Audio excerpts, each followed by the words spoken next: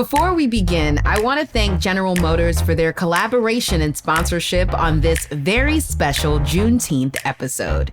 You can learn more about General Motors' commitment to fostering diversity, equity, and inclusion and the actions to achieve positive change at gm.com. What is Juneteenth? Okay, can I get it? Because I will be honest with you. I'm not as savvy or as knowledgeable as I want to be at age 53. You know, of course you learn about Rosa Parks, Martin Luther King, Frederick Douglass, so on and so forth. But I was like, well, how did I miss all of that? How could we not have been taught that? I think it's important to be able to say, I don't know. Yeah. Because I think a lot of people are scared to say that, so they never find out. I'd be curious to know when was the first time that was celebrated. I think that the reason that there is a Juneteenth is because Independence Day wasn't a day of independence for everyone. For everyone, yeah, yes. Juneteenth, a strange fruit kind of holiday. How do you celebrate the end of your oppression when that oppression really isn't over? Just like funerals have become celebrations of life and divorces moments of liberation, rooting ourselves in celebration connects us to our power. But what is Juneteenth exactly? Feel like you should know, but you don't? Miss Marsha will give us some of the Juneteenth ABCs so we can all wrap our heads and hearts around the historical moment and the true power in continuing to remember it. Juneteenth really originated from the period in which there was still enslavement. In 1863, slavery had been declared over with. And people began to celebrate the emancipation of our people. However, in Galveston, Texas, it took over a year and a half to 2 years for that information to get to them. This is not today when we have every form of technology connecting us to one another and roads and freeways and highways and all of this. Isolation that was there in Texas was indicative of isolation that existed in all the areas of enslavement. And now what happens? I can only imagine what it was like in those years, having been let loose in this country without a net beneath us. People walking up and down the roads, trying to find one another, to try to reconnect with people that they may have not seen in years, that were their children that they had been taken away from, and were probably hundreds of miles away. There is so much involved in the oppression of a people. The very fact that we have people amongst us of such ability to rise above the circumstance in which they find themselves, that is just amazing how we are able to continue on.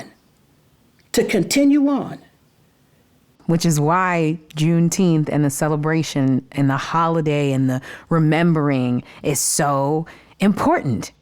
How do you think when we knew we were free, that adjusted our acts of expression? Out of all of this comes this extraordinary music that we make. Comes a certain kind of physical presence that we have. The language that we speak. All of this is some of the beauty that is wrought out of this misery that we survived. Style is loving yourself till everyone else does too. And if self-love is the bar, this next sister has raised it to the heavens. The writer, producer, and self-described image activist, Michaela Angela Davis. There's been a lot of scholarship and, commentary around Black fashion that it's in response to whiteness. It's a response to being marginalized. We're so fly because we've been so oppressed. I don't look at it centering whiteness. I look at it as this is something that survived the Middle Passage. This is an impulse and an instinct that could not get beaten and drowned out of us. If you look across the continent in the thousands and thousands of tribes, ain't none of them bland. Ain't none of them wearing cargo shorts. just so much adornment and color and vibrancy and genius and silhouette. And the hairstyles are just like monumental. I mean, from North Africa to South Africa, like the costuming, the glorifying of one's body and the response of God. Yes. Like that's in the DNA. So it will translate over time. I see the genesis of Black style coming from that, coming from the thing you could not kill, right? Like rhythm, like syncopation, like talking to our ancestors. Like there's some stuff that just couldn't get whitewashed. And style is one of those things. And that's one of the reasons why there's such resistance to a little girl having beads in her hair while she's beating y'all at baseball. Preach. What did you first learn about Juneteenth? And, what was that first time that you remember really hearing about and understanding what Juneteenth is? I'm pretty sure the first I heard of Juneteenth was in high school at Duke Ellington School of the Arts. We were given like these, what was it called? Xeroxes to supplement the history books with Black history. Our teachers were very interested in a generation of children not having a narrow narrative of those who, were in power. And so if we were going to talk about the American Revolution, we were going to talk about Juneteenth. Actually, my first activism, it was 1976, and DC was all tricked out for the centennial celebration, right? All this money poured into downtown. They scooted all the, poor Black people out the way for this big party. So some students at Howard had T-shirts that were Black with the outline of the continent, and it said, "We were slaves in 1776. We wanted to remind them, as you're having this big old party, people were enslaved. So what's our party? So Juneteenth was kind of like that. So what's our party? And everyone's at a disservice when they don't understand the complexity of this country. And I think that's why, having conversations about Juneteenth especially are so important, because we are essentially celebrating the fact that even after 2 years after the Emancipation Proclamation, people were still enslaved in Texas. And then the union had to say, "Oh, y'all are free. Our bad." And they weren't free. Let's be clear. They weren't free. They were just no longer enslaved by those people. What's so interesting about Juneteenth and just that whole era, I've been on a couple of HBCU campuses, and you roll up and you'll see established in 1853, established in 1867. I'm like, how? In Louisiana, during enslavement, you built an institution. And I saw that and I just burst into tears. Like people were still enslaved everywhere around them, and they found the courage to build a university. Like that's what we're celebrating.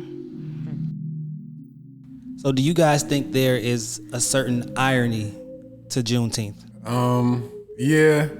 Because we should have never been enslaved in the first place.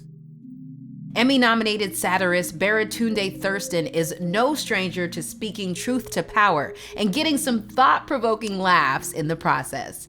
So excited to have you here today, Baratunde. Can you give me your first memory of Juneteenth? So let me paint a picture for you of a part of my childhood. I grew up on Newton Street in Columbia Heights in Washington, D.C. to a Black mother on a Black block in a Black city. Okay. We had the Africa paintings on the wall. I had the Africa map where my mom drilled me to name the nations because Africa is a continent, not a country. So name all those countries. And she would drill me on it. My name is Baratunde, which is derived from the Nigerian Yoruba name Babatunde. I've been Black this whole time. And in all that childhood, ain't nobody talking about no Juneteenth. We did Kwanzaa. You know what I'm saying? We were Kwanzaa people. Kwanzaa. But Juneteenth was this vague echo of a word. Probably in the past 10 years, I fully looked it up and it's like, oh, that's kind of cool. Sounds like a Texas thing. You know? Right. Y'all in Texas must have a we on the East time. Coast knew about it a little sooner. I'm sorry, y'all. Sorry your Emancipation Proclamation got lost in the mail. Yo. Really sorry. Sorry about that. But then also saying something doesn't make it so, right? I just declared you're free. Okay, now what? So how much freedom is this? Like the army pulled up. It was like, what y'all doing here? That's got to stop. And better late than never. Glad for that. When we think about all the things we do celebrate in the United States, we don't, for the important role that Black folk have played in this country and the important financial role that slavery played in establishing the dominance of this country, we don't really talk about it. We don't really acknowledge it. And that lack of acknowledgement of the role of enslavement in creating these United States and all this freedom built on all this unfreedom, that we need to rectify that. Yeah. We need more speech around that. And what do you think? What is the speech that needs to continue to happen so that we can speak about this more? In your own opinion, I know this is layered too, but what would you like to see? I would love to see people in this country speak about the history, the more complete history. There's a bunch of folks running around proud to be American, don't even know the American story. What are you proud of? What's this story you're so attached to? Can you make room in it for a bit more truth? And I would love, as we acknowledge that truth and talk about it, that we allow space for grief. I think we've been so eager to run away from our past because we fear it, because there's so much shame, because we're embarrassed, and because the grief feels overwhelming. If we just stopped and acknowledged like all the stuff that has been done in the name of this nation, there's a lot of tragedy in that. And that's okay. It doesn't destroy everything.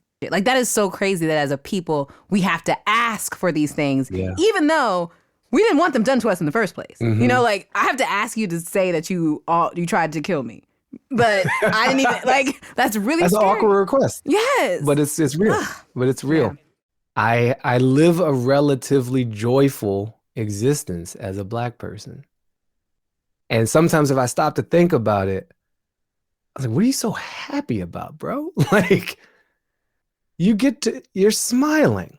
And I think I'm smiling because I'm breathing.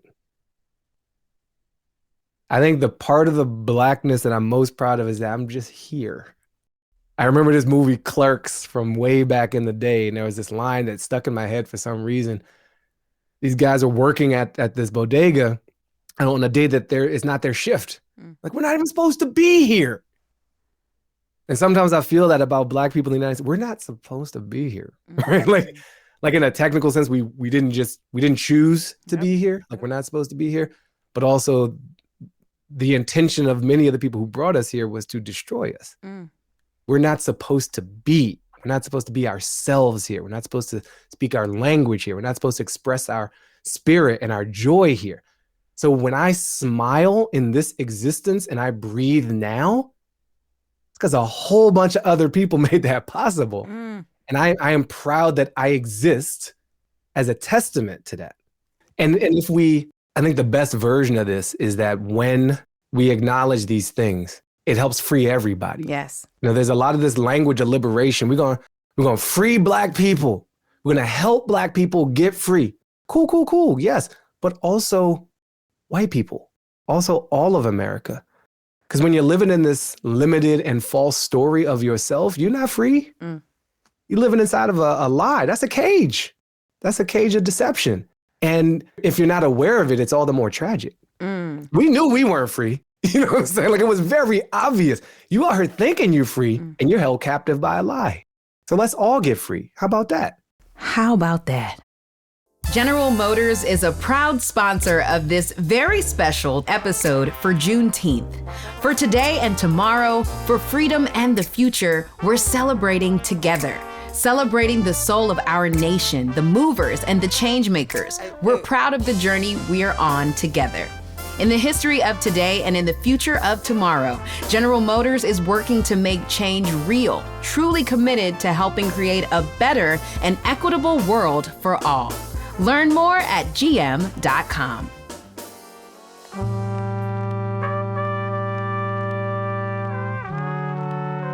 We will be free once we stop classifying and grouping people and treating each group differently. That's when we'll be free. How long do you think before everybody gets on board with that? Hopefully, I'm optimistic.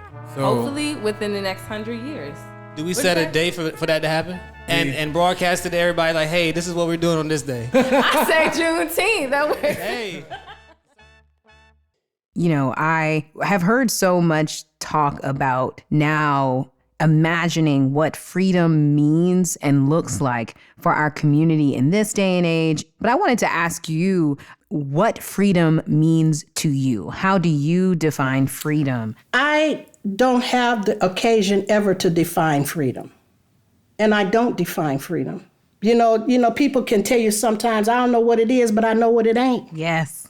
A situation like that. It is an unfortunate circumstance that myself, who has no lack of words, feel that I cannot define something by its existence, but by its lack of existence. You do understanding me? I do, because I cannot say what that actually feels like because I have never felt it and my family hasn't and my ancestors haven't. And so I can only imagine what it might look like, what it might feel like. And yet we still persevere. We still keep trying to live a life of human beings, human beings. In my mind, it popped up all of the things that we're seeing that are literally the results of things that happened in 1865. Like, it's just wild that we're still living that and still have so much to move through. And in this instance, I'm not talking about just people who are perhaps the highly uber rich or anything like that. I'm talking about everyday people. That's right. Professionals who have to be slighted on their jobs. Blue collar people who go to work every day and have to make less than others. Yeah. Students who have to be challenged about their intellectual capabilities. This goes on to as much today as it did 50 years ago or 100 years ago. You know, one of my favorite conversations to have is to talk about the everyday acts of resistance that we have as a people. But what are acts of everyday resistance that they did in the past, and what can we do now to continue to liberate ourselves? That young lady that filmed the killing of George Floyd, she should be raised to a level of a true heroine of our movement. The very fact that her and others, even allies, young whites, who have grabbed these cell phones and they're taking pictures and they're recording these acts is yet another way that a fight is taking place. See, it was the same impulse during the civil rights movement, that when those cameras got down to Birmingham, Alabama, and to see these dogs being sicked on people, it was the fact of the cameras that were finally on this isolated situation that finally broke loose the knowledge of the civil rights movement. So in the same sense, these cameras, these are witnesses, these are eyes of God. And what I love when I'm looking on social media, you know, from Facebook to TikTok to Instagram, what I love is just this joy. We are people of joy, regardless, joy regardless. No matter what, we still have joy. And it's that joy that in and of itself is a rebuking of terror. So when I see those kids keep dancing. Keep dancing. That's right. It's amazing. Keep roller skating.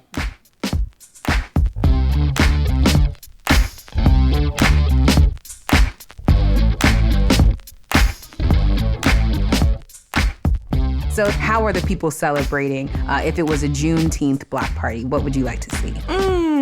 So if this was a Juneteenth block party, I think I'm gonna go back to where my last, what I would consider a block party was. It was in Harlem, house music, and people with their families and, you know, picnic baskets and just joy and twirling. And from 80 to 8 years old, people are dancing. And it's Harlem. It's another like Black location, like DC, like, most of Detroit, like Atlanta, like. Healthy, wealthy, prosperous, plentiful, healthy, wealthy, prosperous, plentiful, healthy. Okay, I'm really looking forward to coming back to that, Gia. Back outside. Like that back outside, back with music, back with our people, back with dancing, outfits. Yes, all the fits. Making sure you got the right shoes so you can twirl. Yeah. I mean, let's get into the fashion of it all and the expression of it all, fashion. because the fashions, honey, it's so important to get into that part of the conversation. And so how do you think fashion plays a role when it comes to Juneteenth and then to freedom? So there's not like a fashion movement that goes with Juneteenth, but there is with freedom and freedom of expression and using your body as a site of celebration, as a site of creativity, and yes, as a site of resistance. Like we have learned early on, particularly in the civil rights movement, that images matter and that image and iconography is critical to revolution and to the movement at large. Images are implanted in your memory in a different way than, say, a slogan or a speech. Like we remember what Huey Newton looks like. We remember what Angela Davis looked like then. We remember the sharpness of Dr. Martin Luther King. We remember the glasses of Malcolm X.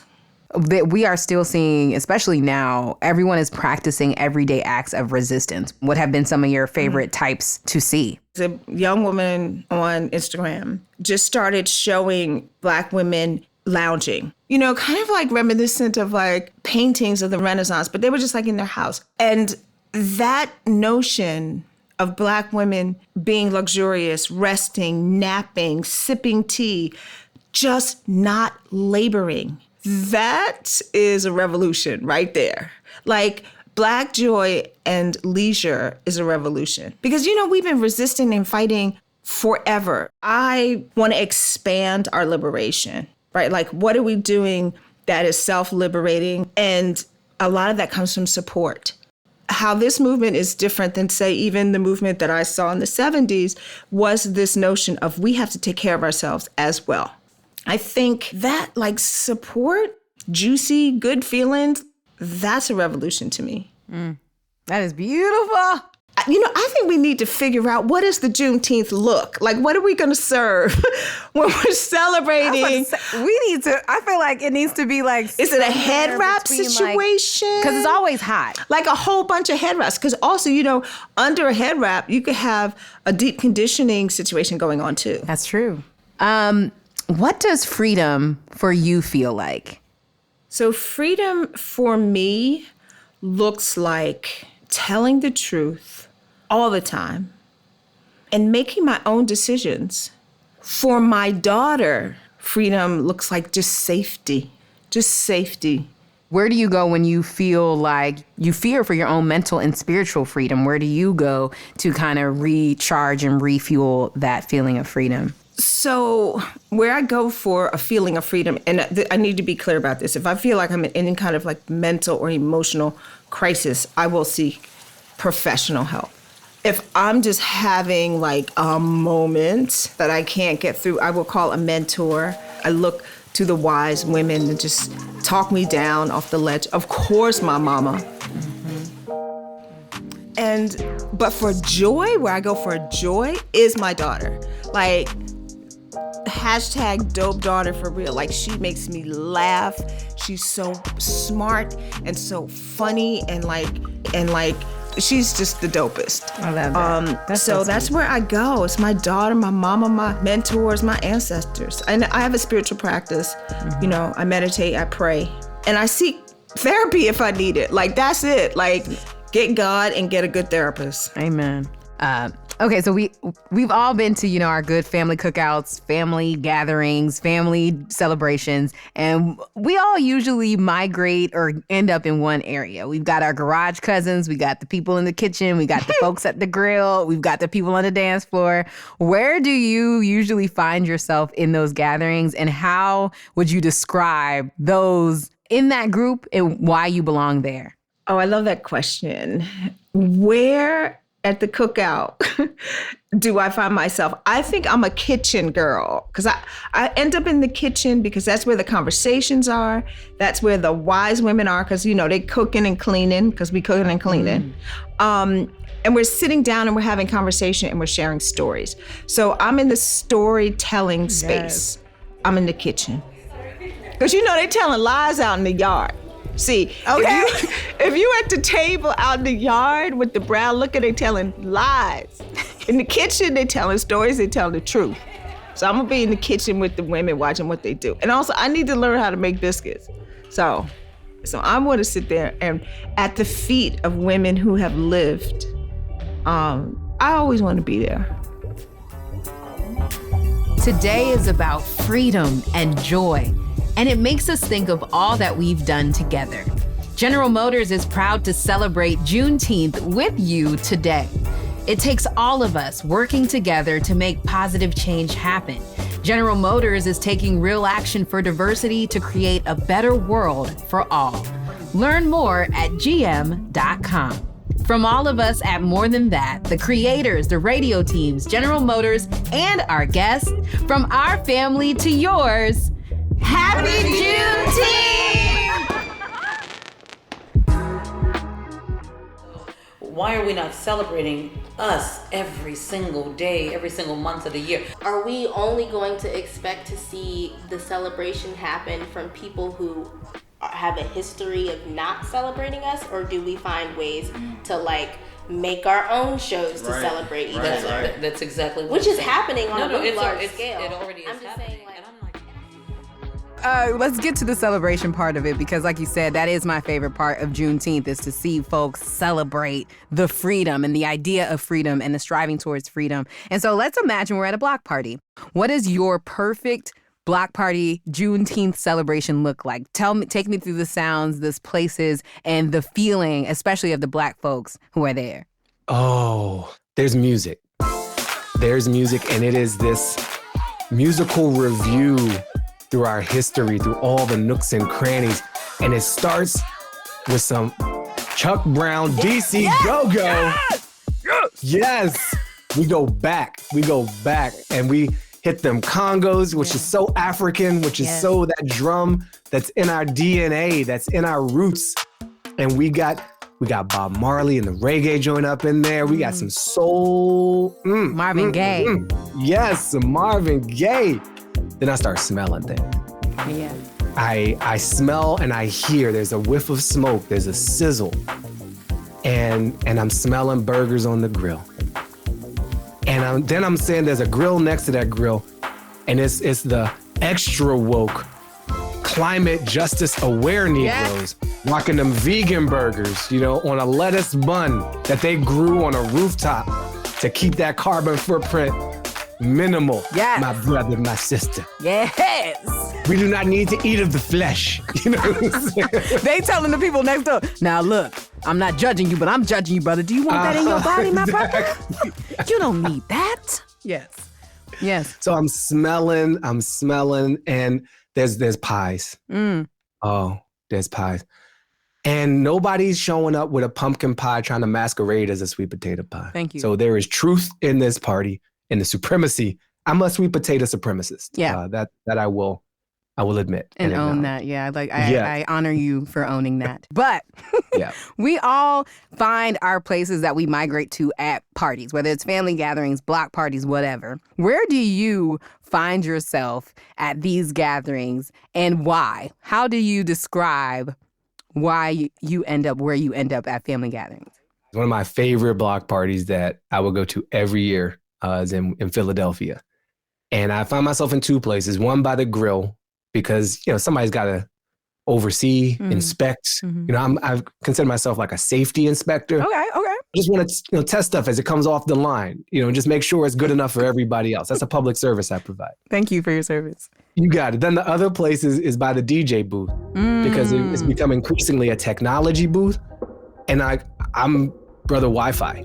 And from that position, at least at this block party, you can see everything. At the cookout, freedom feels like not caring what other people think. Freedom feels like leaving anxieties and burdens and concerns at the edge of the block. You're in this other space now where we dance and we yell and we laugh and we hug and we joke. We're here to cut up. We're here to play. We're here to get somebody's kid who just fell down. Doesn't matter whose kid it is. Yes. They're crying. Okay, let's go wash that off. It's that freedom to care for someone else's kid. It's that freedom to hug someone else's grandparent. My grandparents aren't there, but someone's are. So I'm just gonna sit with them for a minute and I'm gonna let them talk about whatever they want to talk about. That's right. That's right. That's right. Because they've earned it. They've earned my respect and attention for a moment. We like to think of our ancestors, right, as like a man and a woman. Right. In some generation. Had a little baby and then there was 3. No, but it's like if you think about 100 years ago, it was literally like maybe 500 individuals walking around that are all your great-great-great-grandparents. Right. And every generation of us has carried Juneteenth with us as we come along each generation. Juneteenth is in each generation. And that's why it's very important for us to embrace our entire families, our history, our legacy, and it's all about love when it comes down to it. What's one of your favorite block party or barbecue memories? What is one that always stands out or stays at the top of your heart when you think about good gatherings and barbecues and block parties? Our particular family outings were never very raucous. We never even played secular music of any kind. But then there was always the, quote, unsaved that would gather in the garage. And that's where the drinks were. And that's where the joke telling was and the good time was. So we would kind of go back and forth between both places. I love that. And so many Black families are like that. I was about to say. And I think that is something that is a legacy that we need to look toward.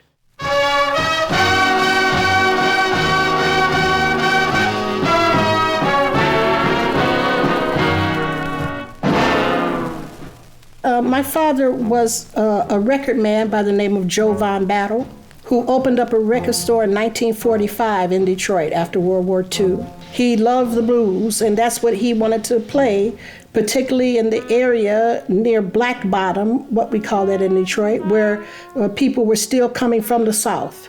One day he began to go down to the church that was down the street of a new minister, and his name was the Reverend C.L. Franklin. His daughter sang in the choir, and so my father was the very first to record the voice of Aretha Franklin. Wow. He preceded Motown and Berry Gordy by about 15 years. He died in about 1973. His record shop had been forcibly removed because of run a freeway through Old Hastings Street where his record shop was in 1960. And then in 1967, it was destroyed in the aftermath of the civil disturbance in 67. So after many years, he was in relative obscurity. No one had heard of him except for real record collectors. I remembered my father in his early days of greatness when I was a little girl, and I remembered the kind of man that he was. And so I made it my business that I was going to return my father's name to the public domain. That's right. And I believe that I have done that. Truly have. You truly have. And whether it's your father's story and legacy or the importance of Juneteenth, oral history is the fabric of how we continue the legacies of our ancestors and how we tell stories in our community. Well, our stories are our history. it is of ultimate importance that we tell our stories, because often our histories are ignored. You know, the places where most of the time people read their history, we're not going to be there. And so it becomes very important for us to record our history. Sometimes it's just as simple as when you go to the family barbecue, get your phone out and record Aunt Liz, record Uncle Earl, record them.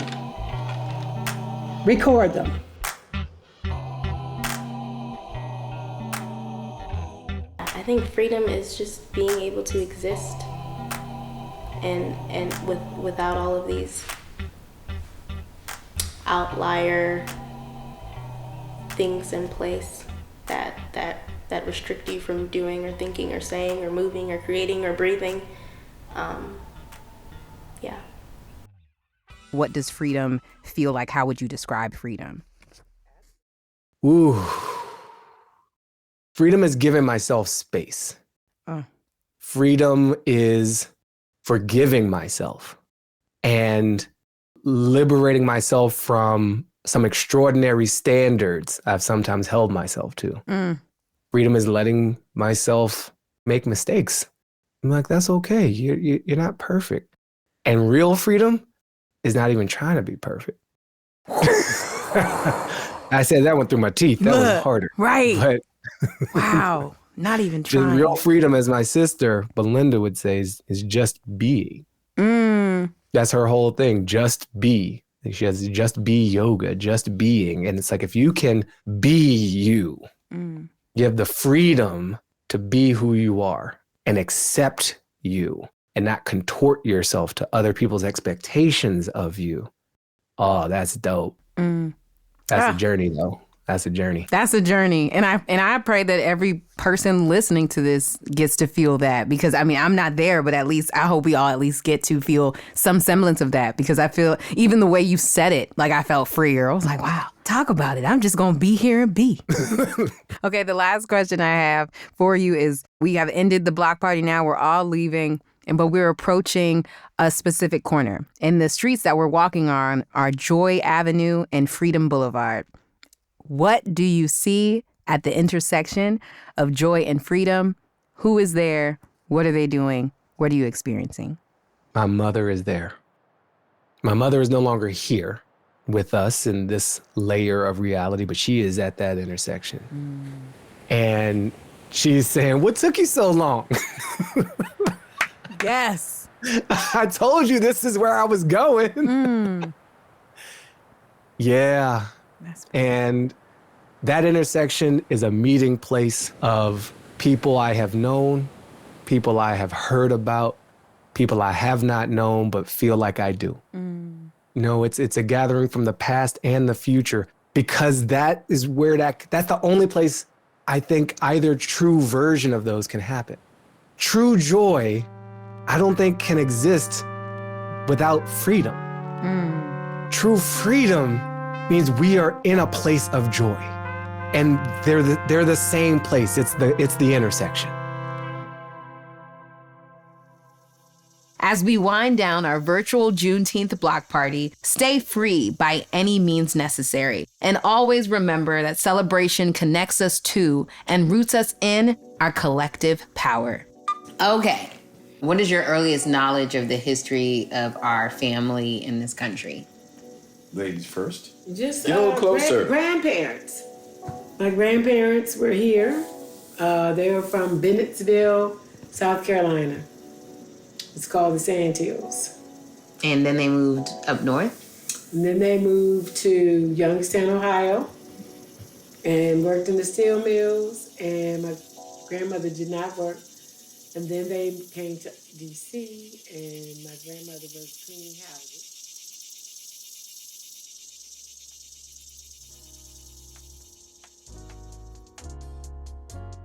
Thank you to our guests for joining us, and thank you for listening to another episode of More Than That with Gia Peppers. Don't forget to subscribe, give us a good rating, and follow us on all socials at More Than That Show on all platforms. Thanks again to General Motors for proudly sponsoring this episode of More Than That with Gia Peppers. Visit gm.com for more on their actions and commitment to becoming one of the most inclusive companies in the world. Everybody in.